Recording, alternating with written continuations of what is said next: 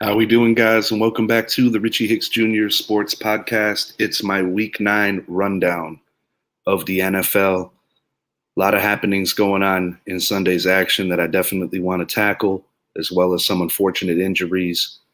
And I think some teams are starting to move away from the pack and proving that they are indeed going to be contenders down the stretch. We're going to start with the upset of the day in MetLife Stadium, the New York Jets beating the Buffalo Bills 20-17. Josh Allen throwing a couple of uncharacteristic interceptions that definitely cost the team. But I would have to say that the story of the day has to be the Jets defense. Jets defense kept them in the game. Zach Wilson made the necessary amount of plays to keep this within reach. And definitely a feel-good win for the Jets, and one that they definitely needed to have, given that they had a very disappointing home outing just the previous week against the New England Patriots, a team that I think a lot of Jet fans felt that they were going to get the better of. And, given the history of how New England has owned that series for the better part of the Brady era and even a little bit now in the Mac Jones era, nice response for the New York Jets. How you doing, Tony? Good to see you on here. Yeah, man, we win the bye week. I'm looking forward to seeing our guys get back out there. I really hope that Odell's coming home. We will find out soon enough, and I'm going to touch on that towards the end of this show. Good to see you on here, Tony. But yeah, big win for the New York Jets. Robert Saleh is definitely a contender for Coach of the Year, along with head coach Brian Daboll of the New York Giants. So both coaches in MetLife Stadium definitely have a shot to win Coach of the Year.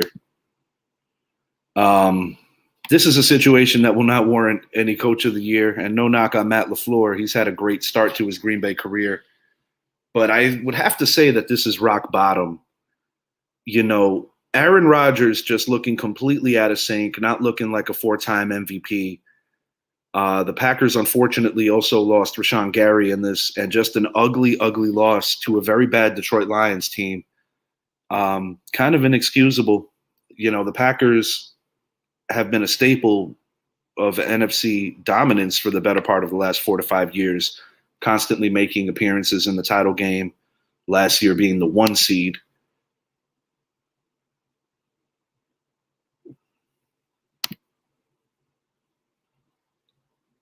Gonna hit on that too, Zap. Yes, indeed. Xavier McKinney, unfortunately, breaking his hand. We're gonna hit on that. Where you at, Zappy? I was hoping you'd be joining me today. But yeah, Green Bay Packers are running into a real gauntlet now. They got the Dallas Cowboys at home next week, and this is a team that just looks lost. It all started in England after the loss to the New York Football Giants. They lost to the Jets the next week in Lambeau, and it has just been ugly. Aaron Rodgers is completely out of sync with his receivers, and just a lot of stuff that you're not used to seeing with Aaron Rodgers. And I'll be honest, I also did not care for some of his comments on the Pat McAfee show, kind of throwing his teammates under the bus. I don't really think those are true leadership qualities.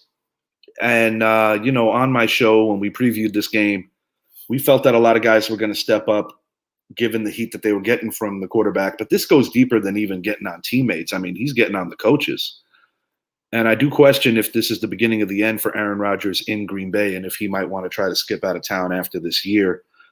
I know that he did sign a lucrative contract, but I'm sure there will be plenty of teams that be interested in making a deal for Aaron Rodgers. It just seems like the situation in Green Bay is getting cancerous, and I don't really see if they're going to be able to keep the relationship going. The beginning of the Devontae Adams trade definitely looking like no winners, because the Raiders are terrible as well. Joe Mixon had a game yesterday. Very rare, especially in today's NFL, where you see a running back dominate like that, getting into the end zone 5 times. They made easy work of the Carolina Panthers, who have actually been playing better football lately. This was definitely a must-win for the Bengals to keep pace in the North. Baltimore Ravens will be playing the New Orleans Saints tonight. So it was definitely a game that the Bengals needed to have. And, given the absence of Jamar Chase, they were run heavy. I predicted that Mixon would be a focal part of this, as well as Samaje Perine, but I certainly didn't see him going for 5 touchdowns. So definitely the star of yesterday's fantasy football as well.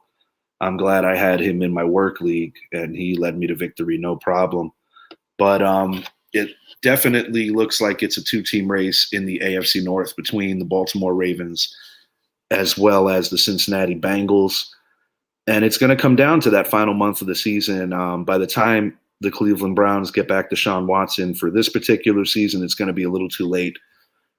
And the Pittsburgh Steelers, I do believe, have the right quarterback, but they are in no position to chase the division this year. So they're going to continue to try to rebuild in Pittsburgh. I do think it's time to consider the Minnesota Vikings a viable threat in the NFC.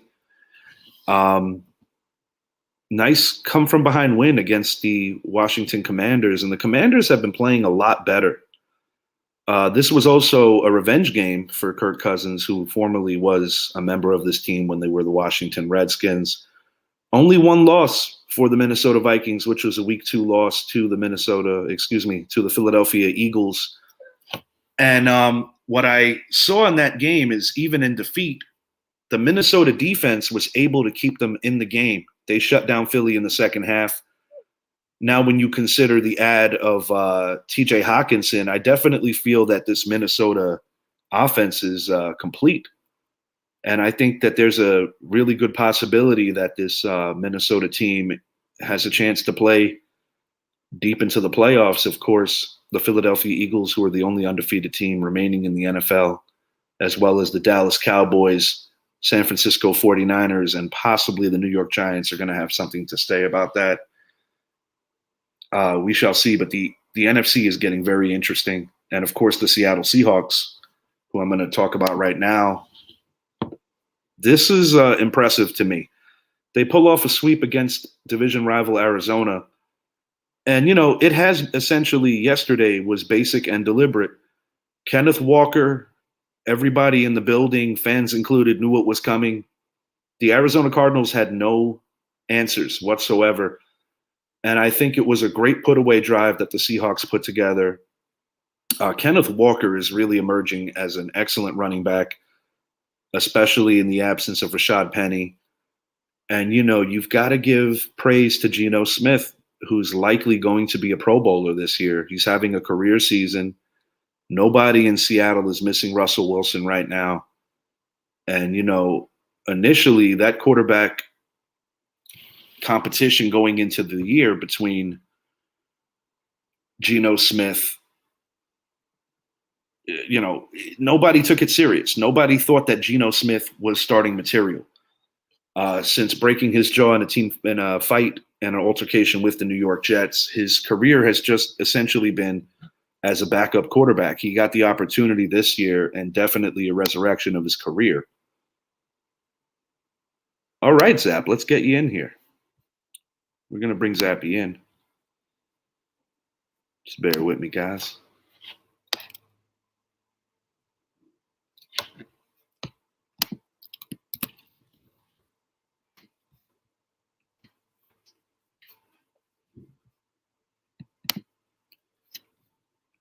All right. My buddy Mike Zappy is going to be joining me momentarily here.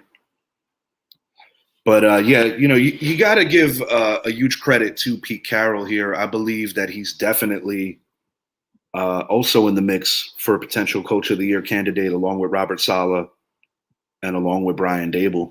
He's having his team really overachieve. I don't think too many people saw the Seattle Seahawks as a true contender in the West, considering that the defending champion Rams and the San Francisco 49ers both made the NFC title game, and Arizona was the other team last year that made the playoffs. The Seahawks were coming off a really rough year, but they are doing a great job there, and their run blocking has been sensational. So, I'll be the first to admit that I wasn't exactly buying into the Seahawk team, but I think it's getting to a point now where you kind of have to. This got my attention yesterday, and this was a must. Each team had to win this game yesterday between the Bucks and the Rams. Based on recent history, the Rams have had their number. Talking about the Tampa Bay Buccaneers, and it looked like they were going to get out of Tampa with a victory yesterday. I wasn't a big fan of the play calling down the stretch to attempt to put the game away on behalf of what the Rams did. I feel that they got a little too conservative at the end, and despite having no timeouts, Tampa Bay was able to go down the field, and Brady hitting Cade Otton, who looks like he's found a new tight end now. Some people thought it could have been Kyle Rudolph. I think it's going to be Cade Otton down the stretch that's going to be making a big impression on this offense to go along with hopefully a healthy Mike Evans and a healthy Julio Jones, as well as Chris Godwin. Godwin and Julio particularly have struggled in recent years to stay on the field. Zappy, how you doing, bud? Welcome to the show. I'm good, man. Sorry about the 10-minute delay there, but I'm doing well. Good, man. Good to see you on here. We are talking about Tampa, so if you want to hit on anything related to yesterday's come from behind victory for Tom Brady, he also made some history yesterday. Yeah, I mean, a lot has to be said about 100,000 career passing yards, and the next guy to him is Drew Brees, sitting at just over 85,000. So, I mean, is that a record that will go down anytime soon? Probably not, but with the way the game has changed, I'm sure it will go down eventually. And as far as Tampa goes, I think this game, there's not much to be said about Tampa, but more to be said about another lackluster fourth quarter by the Rams. And I mean, they had control of this game. The defense was playing outstanding. Aaron Donald was being the Aaron Donald that we all know him to be. And, you know, it seemed like it was pretty much the Matthew Stafford and Cooper Kupp show and no one else on the offensive side of the ball. And as far as Tampa goes, they got away with one. I mean, I did pick them to win this game, but I did not pick them to win this game with 13 seconds left on the clock. I believe they had 7 drops yesterday, if you're including the final drive. I believe it was 6 and then a 7th drop, if I'm not mistaken, on that final drive. I'm not surprised that they won because of the fact that I feel the Rams did not do enough when they had the ball. I mean, shoot, Tampa could have took 3 and all they would have needed was a field goal at the end of the game to win. So you can kind of critique both teams' strategies down the stretch.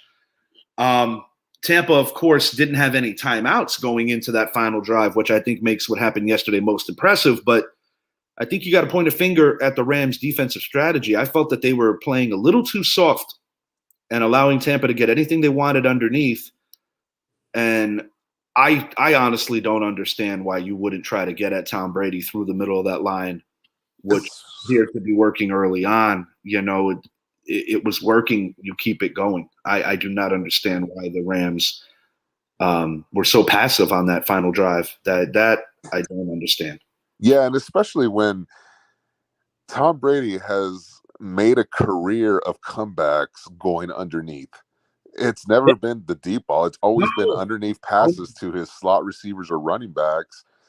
And it always got him in position to win the game. And we saw it on full display yet again yesterday. The other thing I'll say about the Rams, Sean McVay needs to figure out his running game because that is clearly hurting the offense. And with the return of Cam Akers yesterday, he didn't really see many touches. And then you had Malcolm Brown, Darrell Henderson. I mean, it was just like he doesn't know who his guy is. And that's going to end up haunting him for the rest of the season. And it might be too little too late as we see Seattle separating themselves. 49ers are coming off a bye, coming off healthy with the return of a lot of their key players. So it might just be too late for the Rams to bounce back. So we'll see. But yeah, and then as far as that last drive goes, you're absolutely correct. I mean, to be able to come down, win it, and in that play call was it was a great play call because I was expecting Leonard Fournette to get the ball up the middle there, but to go have Cade on and run a quick out to the flats and catch the touchdown. I mean, it was a great game. It was great play calling.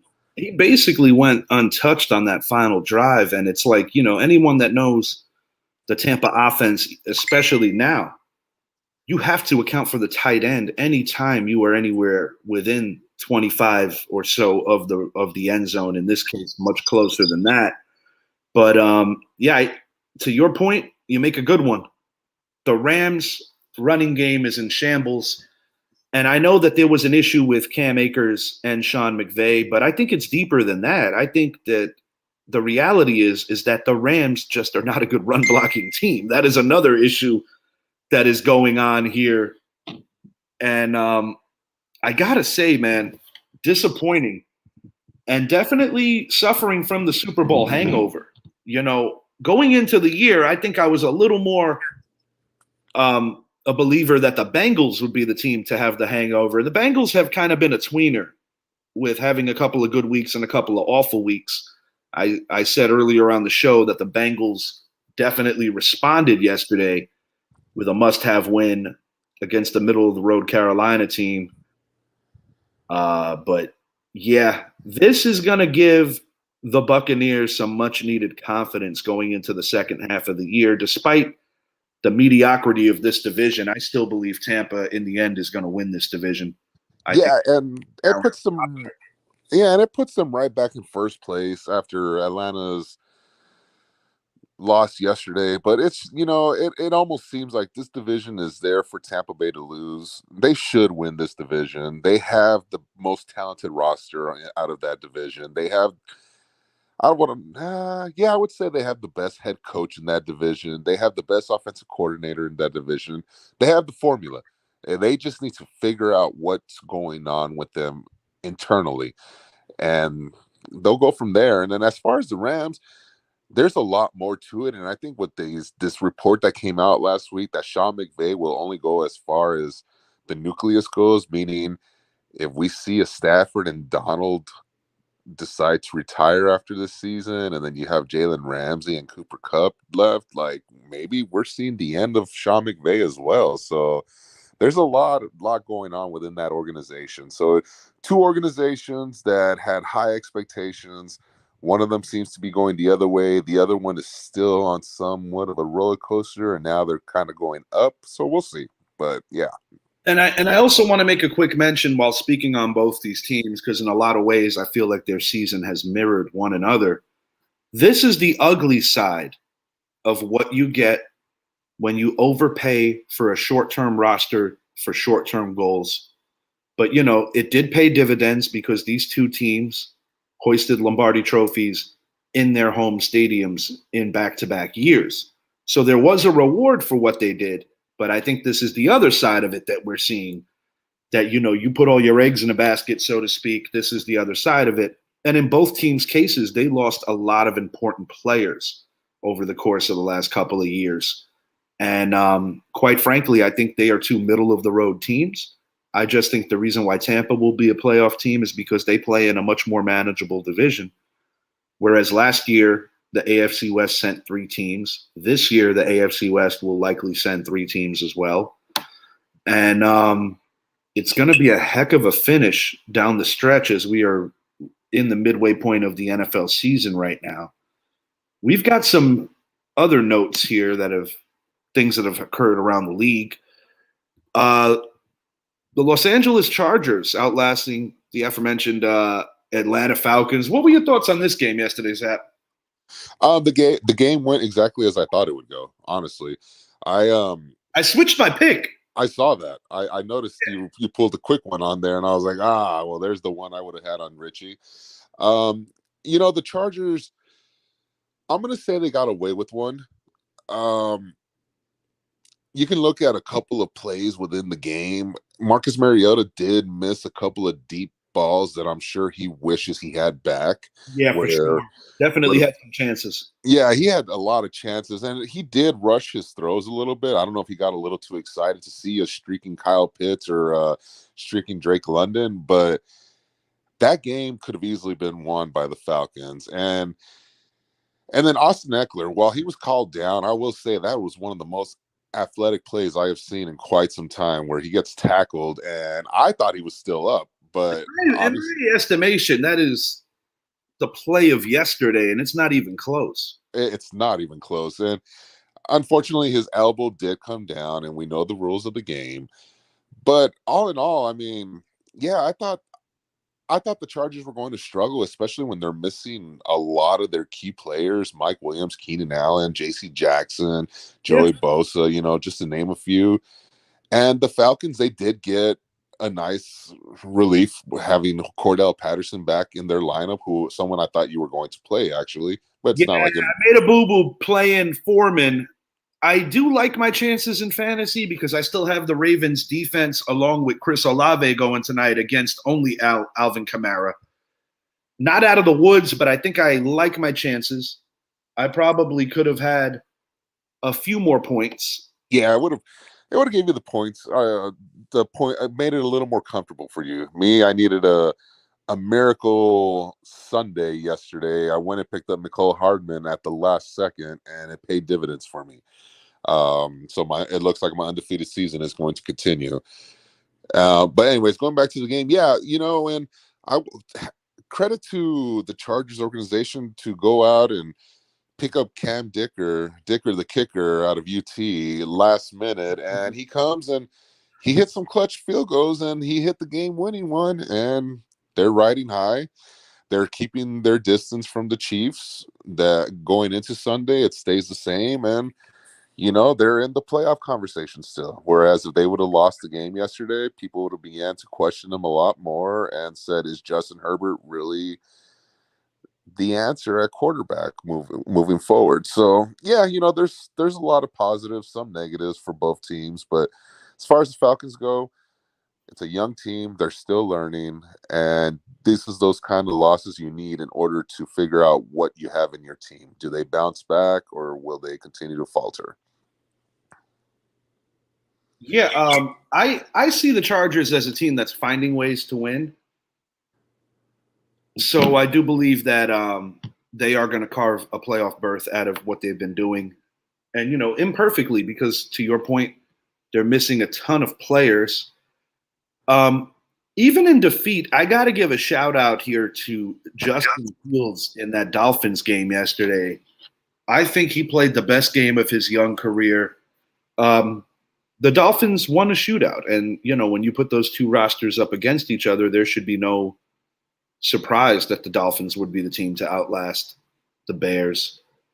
But definitely quality win for the Dolphins, a needed win because the Bears are playing a little better lately. They caught New England off guard a couple of weeks ago. So, you definitely want to win the games that you're supposed to win when you're trying to chase playoff berths and maybe a late run in the season, keeping it in the East. The Patriots get over 500. Very convincing win. Their defense is starting to look a lot better. And now, of course, they played an undermanned Colts team without the great Jonathan Taylor.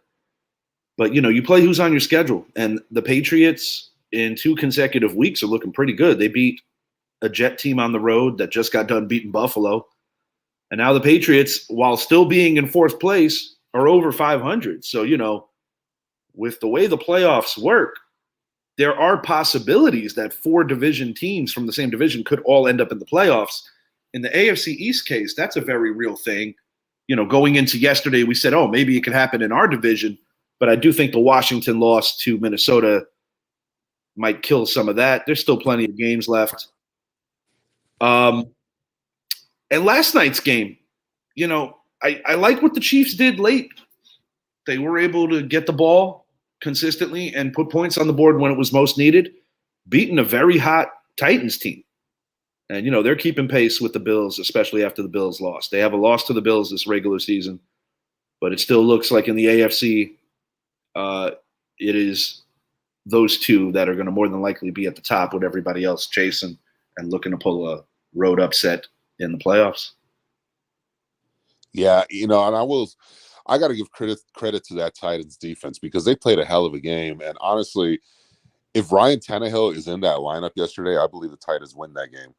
I mean, Malik Willis, he's not ready. He's just not ready. If you take away that completion he had early in the game on the first drive, he only threw for like 26 yards in the entire game yesterday. So he played horribly.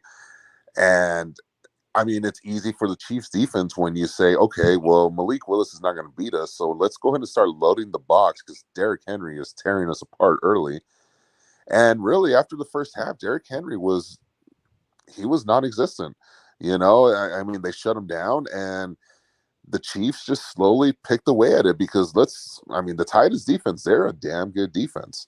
We cannot take anything away from that defense. And they picked away at it. They tied the game, going to overtime, and then they drove down the field, got their field goal, and they relied on the defense and back-to-back sacks on Malik Willis, and all of a sudden it was game over.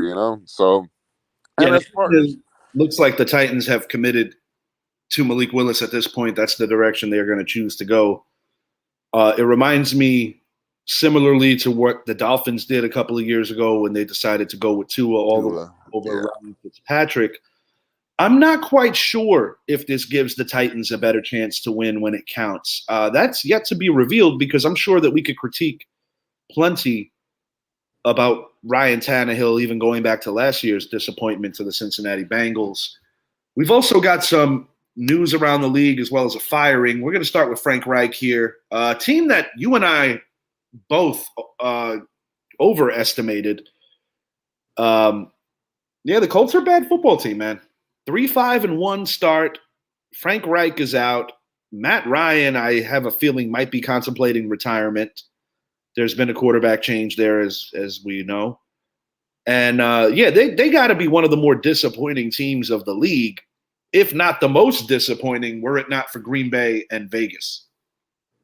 Yeah, this team is it's hard to find a heartbeat with this team right now. I mean, first, they made the switch to Sam Ehlinger, a switch they needed to make because they need to know what they have for the future, and they need to know if and then they fired their OC because obviously their offense has been nowhere to be found. And then it kind of felt like, all right, this is Frank Reich's make or break week. I thought he had another week left, but then after a very disappointing showing yesterday against the Patriots, it's almost like they had to make the move now. They only mustered 3 points that entire game. It was a move they had to make. And, well, yeah, the Colts, man, I mean, I don't think we're the only two that overestimated it. I'm pretty sure that 75% of the NFL fan viewerships, your great analysis out there, everyone analysts, I'm sorry. I think a lot of people had high hopes for this Colts team, especially after the way the season ended last year. You get a Matt Ryan, and it's almost like, yeah, this should be an 11-win, 12-win team. For sure, man, because, you look at post Andrew Luck and obviously post the great Peyton Manning, that quarterback position with this organization has just been a revolving door. You had Rivers, you had Wentz, you had a little sprinkle of Jacoby Brissett in the unexpected year that Luck retired right before our fantasy seasons. I remember that. But then you bring in a former league MVP in the form of Matt Ryan, as well as a former Super Bowl MVP in the form of Nick Foles. And I do think that there was reason to believe that things were going to get a little better there. I mean, you obviously have Jonathan Taylor coming off a ridiculously excellent year, but things have just not gone to plan out in Indy. And I think that this was a year that a lot of people thought they were going to get it. Jacksonville is still very much trying to figure out their trajectory for the immediate future. The Texans have been a dumpster fire for the most part. Having said that, I do think they played hard against Philly. And then you have the Tennessee situation going into the year, which we all knew at some point was going to become a quarterback controversy. So, yes, I do believe that going in, the Colts were the team that most of us felt was going to make the biggest jump, and that did not happen. No, they just continue to regress.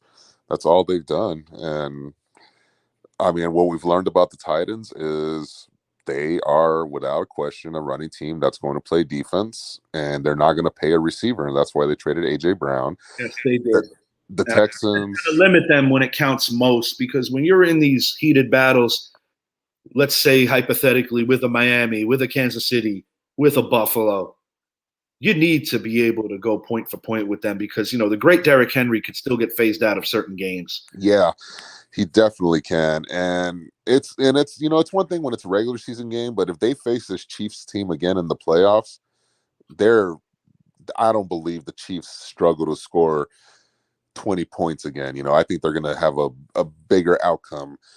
I And agree with you. But then again, I didn't see the Chiefs blowing that game at home to the Bengals last year either. But to both our points, the Bengals did have receivers. They had Jamar Chase and company. So it will be interesting to see how these matchups play out. But when I look at the teams in the AFC, there's three of them right now that I genuinely think have potentially what it takes on the roster and even the coaching to go to the bowl.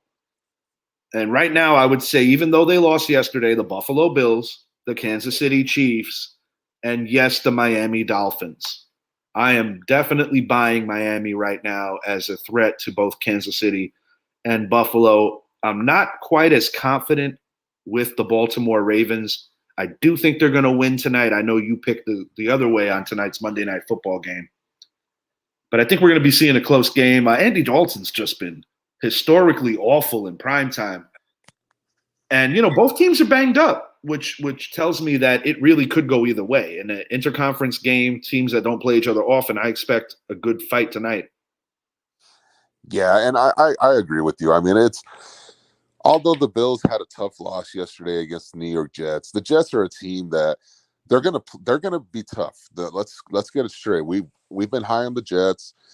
It's pretty clear they're going to surpass both our wins for the year. We both had them winning 7. They're already at 6 at the midway point. So I think it's safe to say that they will be a 10-win team. They'll probably sneak into the playoffs, but I don't think they have the quarterback that can make a run. They have a defense that can make a Super Bowl run. And if they had Brees Hall, they would have a running game too.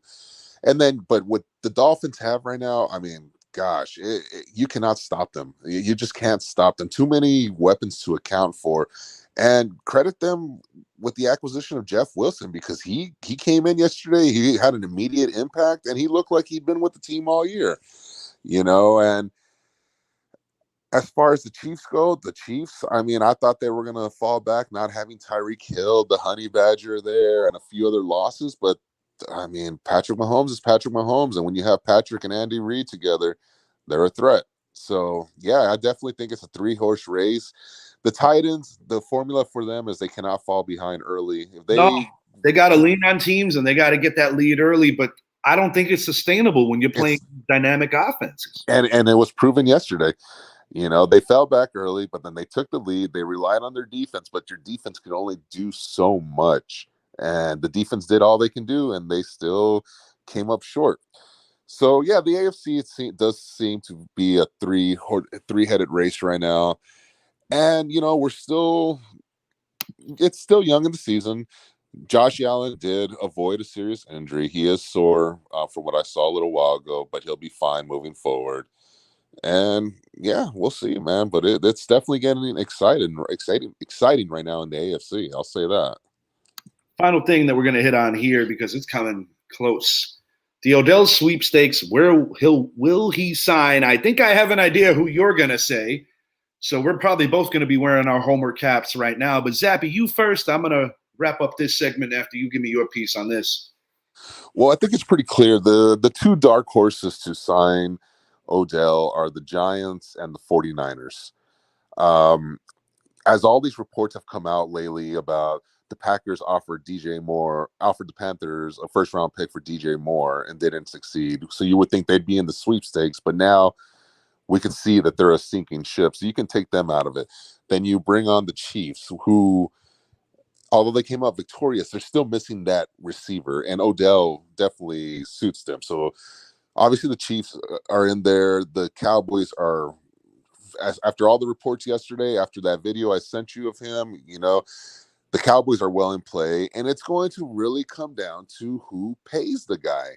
Mm-hmm. I would love to say, yeah, my Cowboys are going to sign him, but I'm not confident because Stephen Jones likes to lowball players. He likes to offer the small 1-year, $5 million contract, maybe 7.5, where we know Odell wants this to be his final contract. So who's he going to sign with? I have to go with Dallas. And yes, I'm putting my homer hat on, but I have to go with the fact that he sees what Dallas has. They have a very solid running game, they have a great defense. He's coming into a receiving core that actually is not too bad. The offensive line has been playing great. And, they have surpassed expectations so far this year. And like I said, he needs to go to a team where he's not going to be the number one. He won't be the number one. He could slide right into the slot in Dallas, and he would fit right in, honestly. And yeah, I mean, it's going to be interesting. He did get cleared, and so he should be making his return in the next few weeks, probably by December. So really, who's going to be in it? I think is what it comes down to. And I'm going with Dallas for the steal on Odell.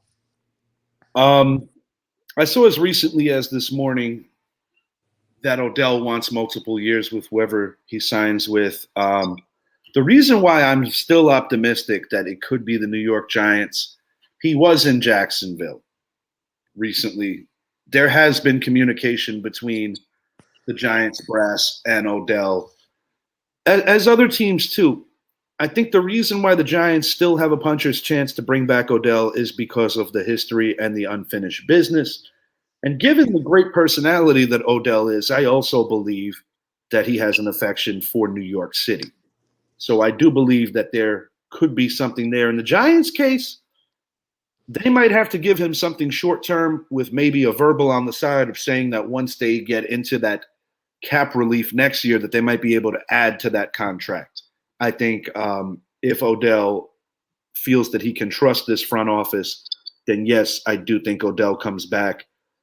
And, he has some good relationships on that team. I know you've been very, you've pointed out frequently about that Odell probably fits in better not being the main option coming off of the knee surgery. And while I do tend to agree with you on some of that, I also know the competitor that Odell is. This is a player that probably wins the Super Bowl MVP last year were he not injured in that game. And I do think that he would love to come back and take on the challenge of being that guy again, obviously in a much different New York Giants offense, but one that probably needs him more than any other team out of these contenders for him. In my genuine opinion, I don't think Buffalo's going to get him because of the fact that they already have two solid players at the slot. The 49ers wouldn't blow my mind if he were to go there, but I still don't think they're the front leader for him. Green Bay, as we've already stated, their futility this season has kind of killed that chance. And I'm going to say that with the Chiefs getting Kadarius Toney, I also believe that they might not be as in on him as other people believe. That will be revealed. This is my very final thought here that I want to speak on before we get out of here. And it's really how I feel. And I've been patient with this guy. My late father loved this guy. But dude, this is getting to a point where now you're going at the coaches. Is Aaron Rodgers setting up his departure from Green Bay? I get it. He is paid ridiculously to play there. But there are plenty of teams that would take on a four-time league MVP, one-time Super Bowl winner, and one of the greatest quarterbacks to ever do it. But, at some point, his personality has to be, I think what's bothering me about this is where is the accountability for Aaron Rodgers? Where is his accountability in this bad season? It's always the receivers, it's the play calling, it's the coaches. At some point, Aaron Rodgers needs to man up and say, some of this is on me too. And if I'm looking at his most recent episode on McAfee, I'm just not seeing it. I'm not seeing anything that screams leader to me. If anything, it screams spoiled prima donna. That's 100% what it spoils.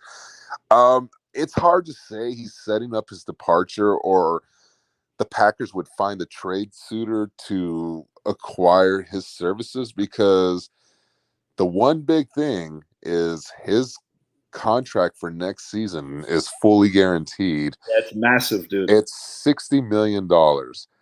$60 million to get a quarterback that's going to point fingers and never take accountability for a tough It's loss. a bad look for him because the way I see it, he's not a spring chicken, but I still think that he has plenty of football in front of him if he chooses to stay in the league. And I say to myself, where would this dude make sense? I'm looking at various rosters around the league. Um, the Raiders, oddly enough, they might be willing to move on from Carr. And it's so ironic that he could be right back with Devontae. I think that's a legitimate possibility. It wouldn't now I don't know how much is guaranteed with Russ. Were it not that situation, I would say Denver's a player. I can't necessarily say that. But man, I still gotta say the 49ers, the team that didn't draft him, could be in on that because while Jimmy G right now gives them a better chance to win than Trey Lance, I think the 49ers, if they're trying to win championships now, would take Aaron Rodgers in a heartbeat over both those guys. So yeah, I'd have to think that they could potentially be in play. And then you have a couple of other scenarios. Is Matt Stafford going to retire? Would he consider going to LA? I guess at minimum you'd have to ask the question. But I guess what I'm trying to say is there are teams that would be more than happy to add an Aaron Rodgers, even despite some of this drama. And while Rodgers has kind of been one of those guys that kind of subliminally says things to the media, I think what's most troubling and most of a turnoff for me as a fan and just somebody who loves this game is that he is not even taking the time to express himself a certain way. He is literally going right into his coaching staff, into his teammates. And if I'm a guy in that locker room, I don't know how I could trust this guy, how I could consider him an ally or a friend, or even so much as respect him at this point. And I don't think I'm overreacting. I really don't. No, I don't think you're overreacting one bit. And, to your point, as far as where he goes, I believe it. The only place he goes where it's not retirement would be the West Coast, take him back to the California area. But then when you look at the Rams or the 49ers, where I think the 49ers makes the most sense, they would have to really manipulate the salary cap, and which they can do. They have, I believe it's like $5 million next year, $6 million in cap space. When you think about what they have in place right now, with what, in my opinion, is a good quarterback, but certainly not a great one in Jimmy G. And after the injuries to start Trey Lance's career, I certainly don't have any reason to know for sure if this kid's ever going to really emerge. But then, you're talking Christian McCaffrey, Deebo Samuel. You're talking about that just star-studded roster that they have and great coaching. Yeah, I could see him there. I would consider maybe Seattle as a dark horse, and it would be weird because Geno's having a breakout kind of year. But you still have weapons there that could be, attractive for Rodgers to want to consider going there as well. But I can't see Pete Carroll dealing with a Russell 2.0, but worse. I don't see that marriage. I really don't. But I could see him in San Francisco. And I think being able to play with Shanahan, which his offensive style fits Aaron Rodgers to the T. That's another thing. And that's another reason why I think it makes sense. I mean, he could do something real weird and pull a Favre and do an intermediate stop with the Jets. That would be hilarious. And then go to Minnesota. He would do the stop with the Lions. That would be all kinds of weird. But yeah, no, it's, I think a lot of people are starting to call for Jordan Love's or for him to come in and play. But I think the first thing is they're 3-6. They're bad, bro. The last time they were sitting at a record similar to this was with Mike McCarthy when they were 3-5-1 or 3-6 as well. They went into their next week, they lost, and they fired McCarthy. Do the Packers fire a David LaFleur after next week if they fall to Dallas at home? Matt LaFleur. No, I don't. I'm sorry, Matt LaFleur, not David LaFleur. I'll tell you why. He got off to too good of a start in his first 3 seasons with this organization to be thrown out like that, because at some point you got to say, hey, we did a big change of trajectory with this roster. I don't think you could completely put that on a coach that has been winning and winning at a rate similar to Lombardi and Holmgren and Lambeau and those guys. So I think Matt LaFleur is safe for now. And I would have to think at some point, when does the Green Bay organization, the brass, get tired of Rodgers, in my opinion, just being completely and utterly disrespectful to not only his teammates and coaches, but also the organization? They could talk what they want about Brett Favre as a player, dangling retirement over this organization many, many times. But quite frankly, what Aaron Rodgers is doing with this organization now is worse than what Favre did when he was there. It's a disrespect to the Packers history. It's the disrespect All to the Favres, to the Bart Stars. Yeah, all of it, exactly. And if Bart Starr was still alive, he would say something about this crap. 100%. And it just goes to prove that, in my opinion, I have not ever thought that, or at least the last 5 years, I haven't thought that he is about winning. I feel like he's about himself only, and it's on full display right now.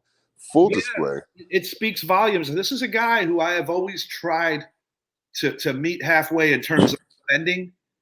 And as I said, my late father, one of his favorite football players ever. And even if my father were alive now, I have a hard time believing that he would co-sign any of this crap that Rodgers has been pulling. Definitely just disappointed in his actions. You're supposed to be a leader, a professional. Say what you want about Tom Brady. Say what you want about other quarterbacks that have played this game. Eli entered the league with a lot of people putting him in the category of John Elway early with demanding the trade. But guys like Ben, Eli, Tom Brady, Tony Romo, these guys would never treat their teammates like that in the public eye, and it's wrong on a lot of levels. Good show, Zappy. I appreciate you joining today. And we'll be back soon enough. We definitely want to hit on some of the happenings in the NBA. And obviously, we have a trade deadline in the NFL that we're going to be keeping close tabs on as well. Until next time, I am Richie. He is Zappy. Thank you so much for watching.